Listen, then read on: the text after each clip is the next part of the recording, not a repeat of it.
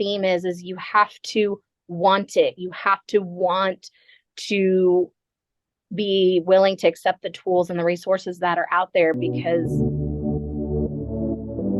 Hey friend, welcome to the Ready to Rise podcast with your host, me, Audrey Rose. This is the podcast all about taking your life to the next level. Join me on my journey as I create a life that I'm obsessed to wake up for every day. I hope that you are ready to create a life that you really, really love. Are you ready to rise? Hey everyone, I have Miss Kayla Curtis here, and she's coming on to talk to us about some pretty crazy life changes she's had. It's a really fun episode, very relatable, and I just can't wait for you guys to hear this. So let's check it out. I definitely want to talk about like what you're doing because I know that we spoke at the event about like everything, and I feel like that's perfect for the audience to hear and all of that. If you want to start like with your story and kind of we'll get into that. long story short, I was around 14 years old and my options at the time, for some reason, I realized that I grew up in an Amish culture. And so it was a very strict culture. And I realized that my only options in life were going to be get married, have kids, and keep your house better than anybody else in the community because that's what the Amish women would would do. Like that was their job. And so, in order to stay in the culture, that was what I was going to do. And honestly, at 14, I didn't like those options. That sounds so depressing. Like, really? Right. So, I created my own business model that would allow me to stay at home while making an income plus an impact. And so, therefore, I created this business model. We lived on a farm. And so, I was very, creative the sources that I had that would allow me to stay home full time with my kids because it needed to stay in the culture, to be accepted and all of those things. And so I created it, I presented it to my parents and everything, exactly how it was going to work, how the business model was going to work, the exact way. And they laughed at me. They laughed at me and they said it could never be done. And I should be happy with the life that I had. And so Ah, I fell for like a year. And then they came back to me and they said, you know what? That's a really, really good idea. How about we do that? And so they ran with it. And over the next course of 10 to 15 years, it became a very successful six-figure plus business. There was actual several like side businesses underneath that. And in the meantime, I got married, had 4 children, and then towards the end, it got to be where I had obviously partners that had a lot of scarcity. There was a lot of, negativity. We couldn't outsource anything. I had to stay inside, and which is actually what led to burnout because, being a mom, newly married, we had kids right away. I was very young. And so not have tools and I did not have things put in place that would sustain me and my health and my mental capacity that I hit burnout. Like my honestly my fourth and last baby, he was born on a Tuesday. And 4 days later on Saturday, I was at the farmer's market at 4 o'clock in the morning, setting up 3 tents and setting up for a market because we could not miss a day and never skipped a beat. Like I didn't have wow. time to, customers were very important. Like you had to keep moving or else you lost. And so somebody else was going to come replace you. And so after that season, I knew I had to quit. I had to quit. I had to give it all up because I hit burnout mode. And so that is really the story of, put in there with postpartum depression, a crying baby, 4 littles, under the age of like 9. They didn't have a mom. They got drugged to babysitter to babysitter to babysitter to work a very demanding, stressful environment was very detrimental to my health. And so that's how I hit burnout. Like I couldn't burn the candle on both ends. And I think what you're doing is so, so important and incredible because, we do work, we work. And if we don't have the tools, like I didn't have tools to sustain that. Yeah.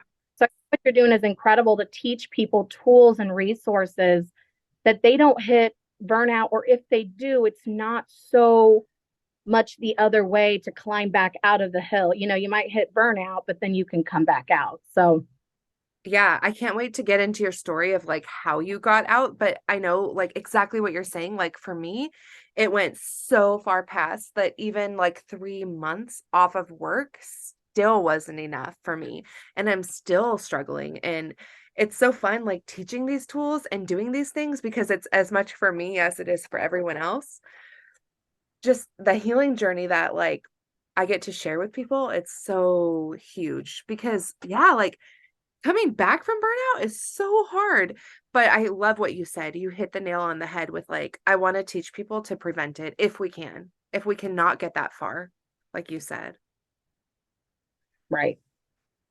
I can't wait to So hear like about how so like you quit this whole thing. You started it. And then I'm sure that there was like a lot of guilt and maybe struggle with walking away, but you knew you had to. yeah, for a long time, I felt ashamed that I had failed because this was supposed to be a legacy family business that my children would be able to carry on for years and years to come, and it would expand and grow. And so I dealt with a lot of inwardly shame that I had failed at a dream that I had since I was a child. And I'd put in 15 years to this vision that I had, like dedicated my life to where I didn't take care. And so it just, and I cried. I cried because I had to let go because I couldn't do it anymore. Something had to shift. Like our family was falling apart. We had pretty much hit rock bottom. My health personally could not keep taking it. So Yeah. yeah, like it was just, it's hard walking away from a dream that you have and you want to do good and make an impact. It's so hard. And I kind of tear up now because that's supposed to be my life's work, not to walk away. Yeah. Um, How did you start to like heal yourself? Like as you kind of got through some of those feelings, like what did you have to do to, get yourself back?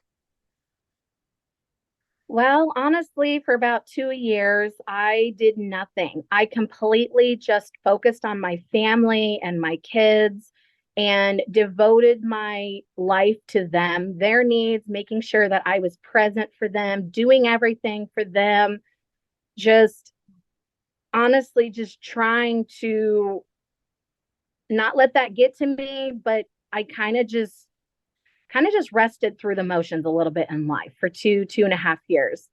And then I don't know, again, one day I just was like, woke up and was like, this is bogus. I don't want to live my life like this. Yeah. At the time, like 29. And I knew that if I didn't do something, I would not be alive in 3 years. I would not get to see my children grow up because there was a lot of, depression and guilt and postpartum depression, like all that stuff. And so I was mindlessly scrolling social media and I saw my friend had posted about, honestly, a little pink drink that she was taking, and her family's life was like amazing. They were going, doing all this stuff. And so I called her up and said, hey, what are you doing?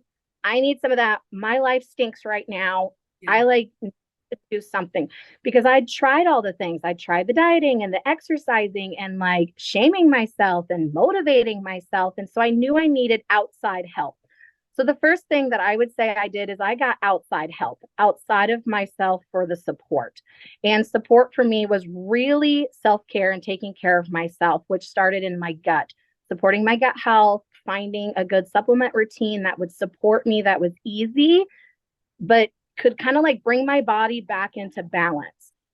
And then the other thing that I did from there, it kind of catapulted me. Like I started to feel good. And so I started to move my body more. And then I started to go with other coaches, started listening to podcasts, YouTube, um, just really, really more support and help and coaching is kind of how I would say I kind of was able to get out of the bubble there.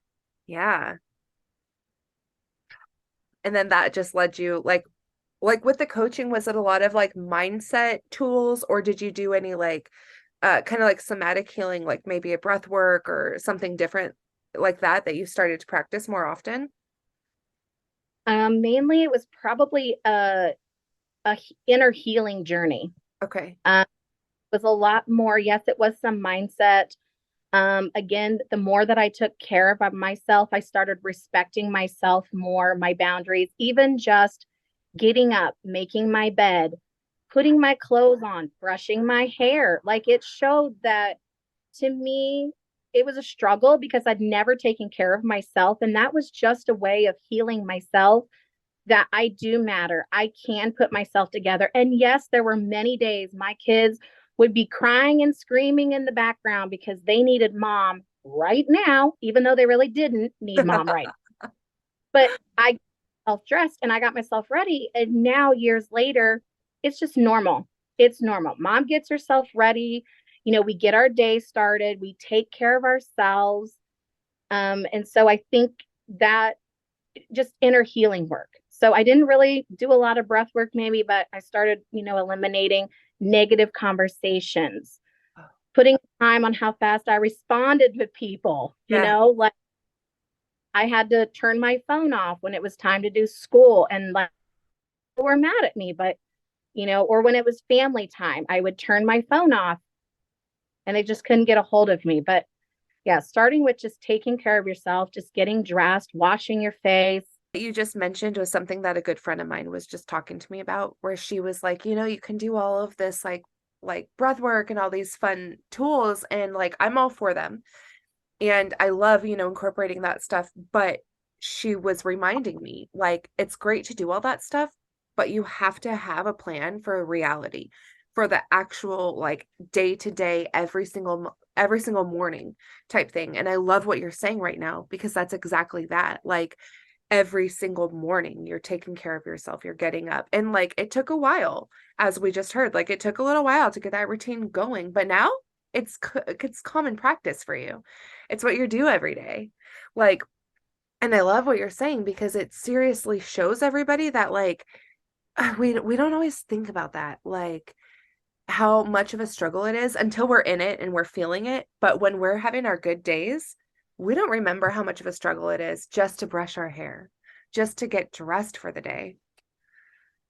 I love that you're saying all of this. Like it's important to remember, like, and start having that practice. Like now that you have that routine in place, it's a little bit harder for you to not keep it up. It's a little bit more like it's common practice for you.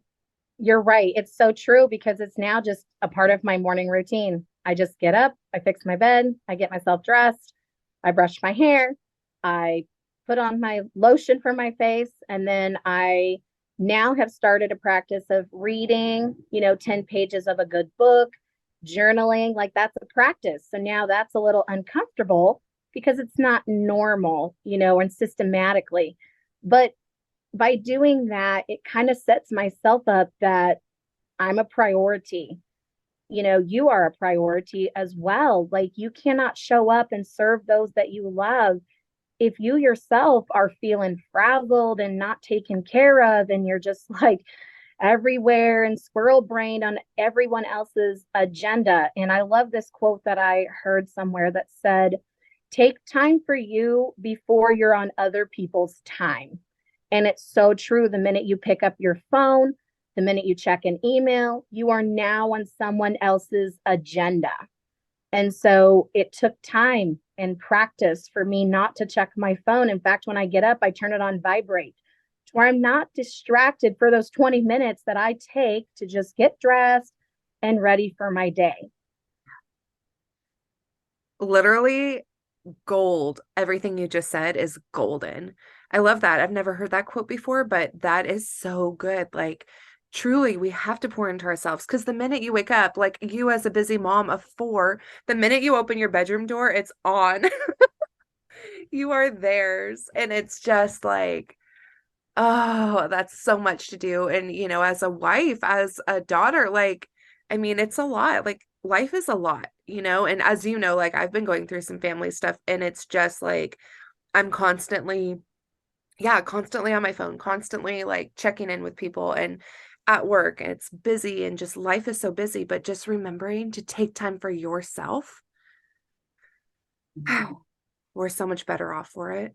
Tell us like what you're doing now, what you're up to. Doing the morning routine. And now I'm obviously just, it compounds over time. So just adding in more little tiny habits and stuff. Now my kids are all thriving. They're now 12, well, soon to be. So 11, 9, 7, and 6. Oh my goodness. I about forgot. Four But kids. they're living life now. Like they get themselves ready in the mornings. They fix their beds now, and so it's fun to see. They're like, "Mom, let's go walk our laps," or we walked our laps, and and so and then I forgot to say I started walking laps around my property because I couldn't leave. I didn't have a babysitter, so again I made do. I live in the country, and so I'd walk these laps, rain, snow, cold, 20 minutes a day. Like it didn't matter. And now they're walking laps. They're like, Mom, let's go walk laps. But, their health has also improved mentally because mine has. And so now if they face difficult, challenging situations, I'm like, well, let's evaluate, what that looks like first. And so it's fun to see then you can use what the tools that you've learned on your kiddos. And they pick that up too. So I'm doing that. And then, yeah, we're just being adventurous. And now I help teach other people the same tools, sustainable habits that they can do long term. It's not a diet. Health habits. Yeah. So I call them like 5 pillars of health real fast. They're supplementation. That's obviously key. You got to start on the inside, or else all the stuff you're doing on the outside, if the inside's not working like it should, it's just not going to really go anywhere. Like you're just putting it in and it's not doing anything. So supplementation is important, making sure your body's balanced and working the way that it should. And number 2 is then nourishment, because once you start to feel good, you start wanting to crave, more nourishing foods that are more filling to your body. Now you start to feel even better. And then you do hydration to, you want to make sure you're drinking your water and everything, staying hydrated, flushing out all the toxins and the detox so that you can do it, over and over. Now you're feeling even better. So then you move into movement because now your body feels good. You're fueling it with good foods and you're, rinsing and repeating and everything. And now you want to move. So then you can move and put movement in there because you actually feel good and you want to move. And then your environment, which was a big piece for me, is who are you listening to? Like, what are you reading? Who are you surrounding yourself with? Like, all of those things, because your environment plays a large part in your health as well. And so I love teaching people about these tools because you could take them with you anywhere. You can do a couple of them and then you can, it's like a guide. I love that you've been bringing this up quite a few times, is starting from the inside out.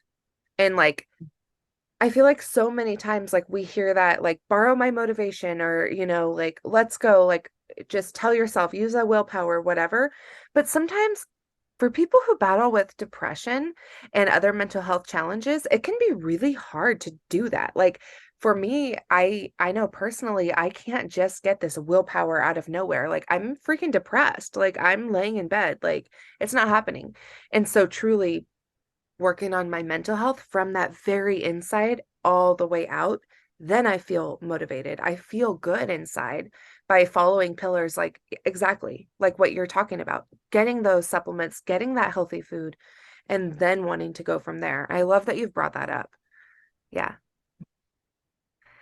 Something else, I don't know where I heard it from, but something else along those lines, I love on what you were saying. Like, it does start at the core because a lot of times, like you just mentioned, like mental health and all of that stuff is really just a reflection of what's going on in our inner core. And so if our inner core is not happy and we're feeling blah and gross and just our brains are going to feel that too, because then they're going to feel the effects of that. And a lot of times what you see on the outward, if someone's if you're feeling like your face is like just like an angry face, it's probably because you're kind of feeling angry on the inside, like resentment. A lot of times the outside reflection is what's a clear vision of what's going on in the inside. But sometimes we have to be okay and with, to pull ourselves back Yeah. and view like this is what's really going on. Oh, I'm really feeling like I need some healing in this area. I need to know and that I'm worthy of self-care, or I'm worthy of stepping away from these relationships, and I'm going to be okay, because you can only count on yourself, you know, So good. truly, Yeah. truly. The only person you can count on is yourself. So if you start there, um, and yeah, go from there. I could talk to you all day. And I just love, like, too, for everybody listening, like, I literally just randomly met you at an event that I just was like, it was like one of those little, bathroom break moments or whatever. They give you some time to pause. And I was just like, hi, who are you? How are you? What's up? And you're just like, okay. But you were busy doing something. And then you came back later to chat. And it just was like, yeah, so magical. Like, we had some of the best conversations. And I love, like, a side note for like getting in the rooms and doing all these things and meeting people in community. Like, for me, that's one of my biggest things with my healing journey is I love meeting people who are also like doing something, trying new things. Like, you guys, I have something so exciting to share with you. So, I was looking back through my episodes and like what's been downloaded a lot, and it looks like one of the Sunday Scaries episodes that had a quick journaling tool to help you get through the sticky situation has been downloaded so many times. And I'm really excited to announce that I now am offering workbooks. So if you go to my website, they are short, they are sweet, they are simple, and they are not expensive. Just go to helloaudreyrose.com/workbooks, and you can actually get in to check out some of those fun workshops or workbooks, because I know that journaling seems to be a really awesome way to get through a lot of these processes that we are going through. And just having a short, quick way to do that is obviously amazing and easy and simple, and help you get through that real quick. And I also want to say that, I've been talking so much about this October retreat, but I've decided that this is definitely not the only retreat happening, right? Like, we are going to be doing quarterly retreats, maybe even more often in the future, but definitely 4 times a year. And so to stay in the know of all of that and find out the fun locations that they go and that they end up at, you can text retreat to 707-347-0723. Like, somebody who won't back down as far as like mental health challenges or any challenges in life. Like, we are trying hard to get through it, and it's hard sometimes, really hard. But, the more that you can meet people who are going through journeys as well, like, the more you can learn from each other. That's true. That's so true. And yes, it's resiliency. I'm like, those Yes. resilient are the ones who have gone through hard times, but yet they come back and they keep fighting. Like, they're the fighters, and Mhm. they're actually it, because they don't go to just victimhood. This is how my life is. It's always going to be like this. And it's so not true, because at any moment in time, your past does not dictate your future. I mean, clearly, like, you can decide at any point in time what you want your future to look like. And you are doing such a good job of that, of connecting people. And there's many different ways and resources.